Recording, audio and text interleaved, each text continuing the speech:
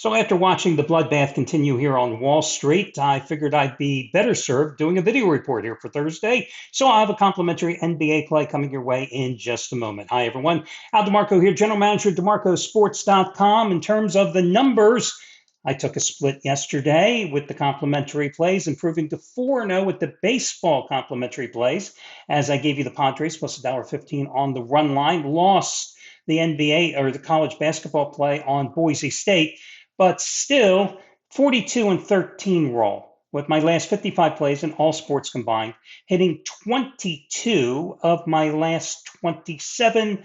So, as I like to say, ain't too shabby. Now, your complimentary plays coming up in a moment. Just a little observation here, because I alluded to the stock market earlier today. So, I still do have an account at one particular brokerage, but I no longer have a financial advisor, and I haven't used them in years. Before I got heavily invested in the market, and before I started doing my own research, I used to always say that, and jokingly with him, and he didn't really appreciate it, that my job was no different than his. That as a financial advisor, I look at it, I'm a sports advisor. I simply analyze games, analyze teams, analyze players, and I make an informed decision based on my analysis that's either going to win or lose. It's a 50-50 proposition. And that really is what most financial advisors are doing. But unfortunately, I find that a lot of them don't have any skin in the game. They wait from somebody up on the mountaintop, a group of analysts who are making their advice, they pass it down, and that advisor, based on your situation, may or may not pass that advice on to you. He may have some own helpful tips as well. But really, I'm no different. Now, when I say that to people that are in the industry, they scoff. I'll put my record up, wins and losses versus theirs, and I'm doing my own research. The one thing that you cannot afford when it comes to handicapping games is unpredictability. You can't. It's what makes baseball so good, consistency, because you have teams that are playing 3 or 4 game series. You have rotations that are resetting every 5 days. You have pitchers that are going every 4 to 5 days. You have consistency. It's what makes the NBA playoffs, which many guys, handicappers and gamblers alike, just pass off after March Madness is done because they don't want to waste their time. What makes it so good, because you know in the playoffs, every game is do or die. There's no more of this load management BS. You know that everybody's going 100% all out. The regular season is a crapshoot. It's gotten even worse this year for reasons I'll tell you in just a moment. But you don't have that unpredictability. It's why the stock market is unplayable right now. And that's how I look at it. The stock market is no different than gambling. It's unplayable.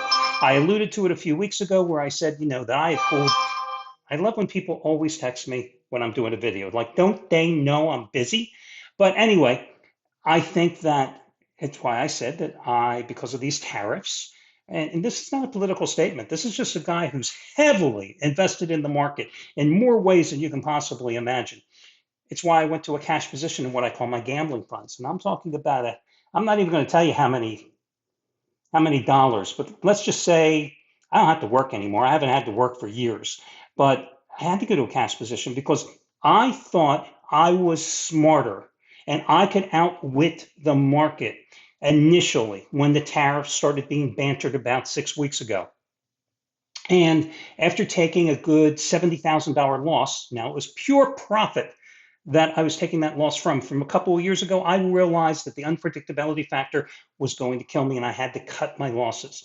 And it's an important lesson to learn. Sometimes you just have to cut your losses and run, not only in the financial markets, but sometimes when you're gambling, like me, when it comes to certain teams where they just beat me on a regular basis and you don't have a feel for that particular team, cut your losses and run. So the parallels between the market and gambling are there.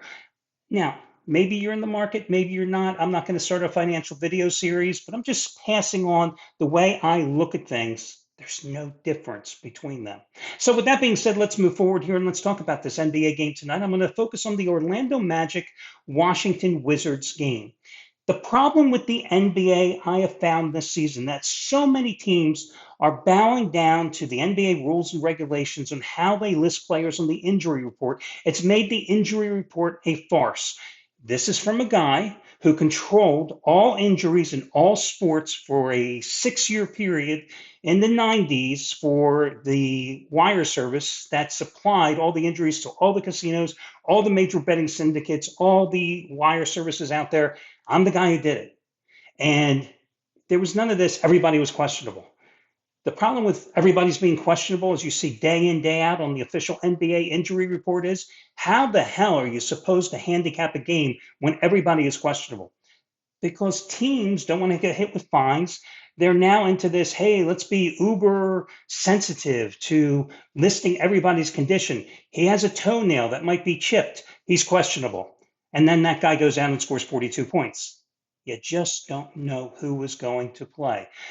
Unless a guy is out or doubtful, that's different. But when half the roster is questionable, almost damn impossible to handicap the NBA. But I found a game tonight that I think is worth taking a shot on, and it's a big double-digit favorite. It's the Orlando Magic. Now, this line has skyrocketed from what? It started at 11.5 this morning. It's up to 15.5 points, and there's a reason for that.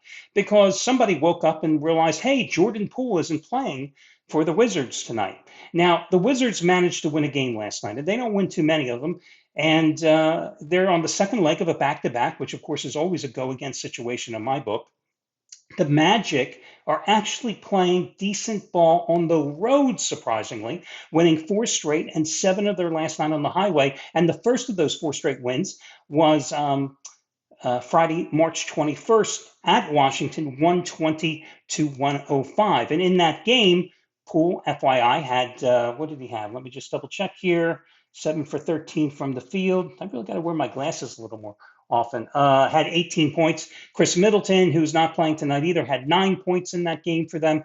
And Washington has a lengthy list of injuries. Now, the Magic that night, Banchero, Wagner, and Wendell Carter Jr. There are 3 front court guys. They combined that night to dominate. Let's see, 51, 61, 67 points and a combined 28 rebounds. I see nothing to tell me that that won't happen again tonight.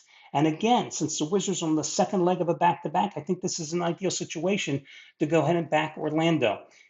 There's not much going on in baseball in terms of, my best bet happens to be the game between the Diamondbacks and Yankees, and such a limited card. FYI, I lost my first official baseball play over at DeMarco Sports last night. I had, after 3 straight winners and the 4 straight winners here, I had the Dodgers, who made an aborted comeback, won the game 6-5, but unfortunately I had them on the run line. I took them on the run line minus $1.30. Listen, guys, that is pretty much my high price of betting baseball. On the run line, maybe $1.35 occasionally. If you bet heavier favorites than that, you were just going to erode your bankroll. And since I had won $1.20 run line dog the night prior, it was worth the investment taking a shot at what I thought was the best bet on the board last night at a little bit of an exorbitant price with a team that had been undefeated in scoring runs in bunches. They didn't get the job done. I can live with that. It's a smart investment strategy, going back to my financial theme. So again, the wonderful thing about living on the run line, which I will do all season long practically with probably 70% of my bets this baseball season, is you maximize your profit, you minimize your downside and your loss. If only the stock market was that good. Good luck, everybody, and I'll talk to you again tomorrow. Take it easy.